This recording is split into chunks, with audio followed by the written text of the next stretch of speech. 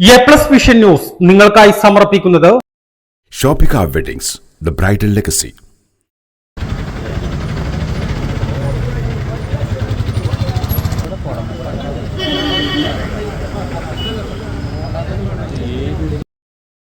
നിലമ്പൂരിൽ ബസ്സും സ്കൂട്ടറും കൂട്ടിയിടിച്ച് സ്കൂട്ടർ യാത്രക്കാരായ 2 പേർക്ക് പരിക്ക്.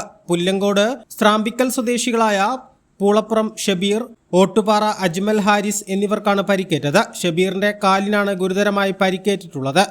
ഇന്ന് വൈകുന്നേരം 5:30 നിലമ്പൂർ മാനവേദൻ സ്കൂൾ റോഡിലാണ് അപകടമുണ്ടായത്. വഴിക്കടവ് ഭാഗത്തേക്ക് പോവുകയായിരുന്ന സ്വകാര്യ ബസ് ഗവൺമെന്റ് മാനവേദൻ സ്കൂൾ റോഡിലൂടെ എളുപ്പത്തിൽ ചന്തക്കുന്ന് ഭാഗത്തേക്ക് പോകാൻ തിരിക്കുമ്പോഴാണ് അപകടം സംഭവിച്ചത്. നിലമ്പൂർ ഭാഗത്തേക്ക് വരികയായിരുന്ന സ്കൂട്ടറിൽ ബസ് ഇടിക്കുകയായിരുന്നു.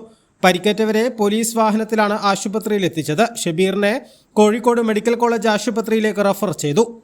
A+ vision Nilambur.